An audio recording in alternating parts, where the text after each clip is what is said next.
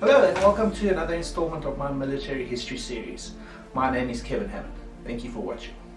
In South Africa there is a lot of commemoration for our struggle heroes, for the struggle against apartheid, and there's even a lot of publications that have been made in recent years about soldiers who fought on the border war from 1966 to 1989. But there is very little in South African contemporary history, or that many people know in South Africa, about our contribution to the Second World War.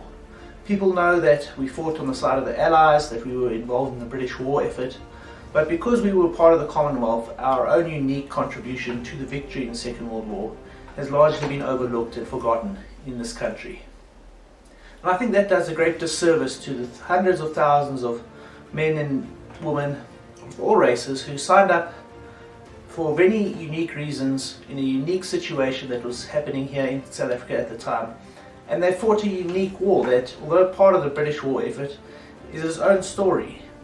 And I want to tell the story of South Africa's contribution to the Second World War, and I want to highlight 10 South African heroes who displayed the utmost bravery and dedication during their service in the Second World War. And I would appreciate it if you join me in honouring these heroes and watching my documentary series, 10 South African Heroes of the Second World War.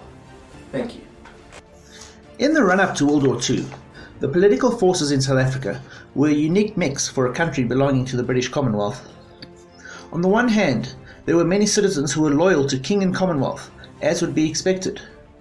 What made South Africa unique was the fact that, while it was closely allied with the United Kingdom, being a co-equal dominion under the 1931 Statute of Westminster, it had the autonomy to either be neutral, such as Ireland, or to enter the war like the rest of the Commonwealth, like countries like Australia and Canada.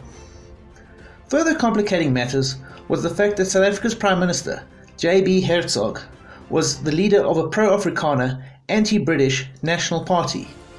Some of its members were not only anti-British as a result of the Anglo-Boer War, but had gone so far as to be pro-German and pro-Nazi. Certain prominent Afrikaner nationalists were even members of pro-Nazi paramilitary organizations, like the Ossewa Brandwacht. Contrasted against a strong bloc of anti-British, pro-German, or at least pro-neutrality sentiment were the ardent supporters of the Commonwealth, most notably General Jan Smuts and his South African Party.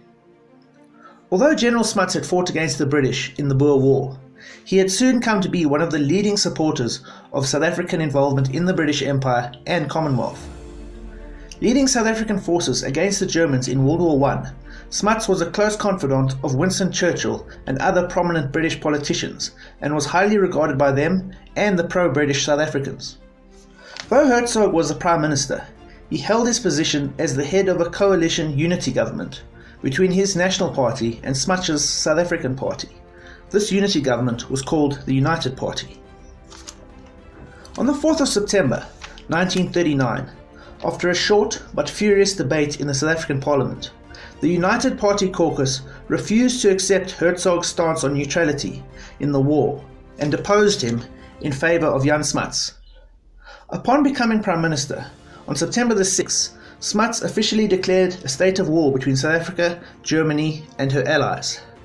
South Africa's war had begun. Immediately following the declaration, Smuts set about fortifying South Africa against any seaborne invasion and building up her armed forces for the clashes ahead. The racialized nature of South African society meant that although the country was at war, only white males would be trained and equipped for combat. Black and colored volunteers were consigned to non-combat roles in the South African Native Corps and the Cape Corps respectively. As the Smuts government went about readying and expanding the South African armed forces, volunteers from all creeds and backgrounds signed up to join the war effort. Having fought the Germans in southwest and northeast Africa during the First World War, the South African army began to prepare to fight another African campaign. Italy was still neutral in 1939, but there had been skirmishes between Italian and British troops in Somaliland, and this appeared to be a likely theatre of war, which would involve South Africans. Yet whilst the large-scale South African units practiced and prepared for war, many individual South Africans took advantage of their Commonwealth status to serve directly in the Royal Air Force or the Royal Navy. For though the small fledgling South African Navy was dwarfed by its international counterparts, South African sailors and seamen served in ships of all shapes and sizes, from battleships to aircraft carriers.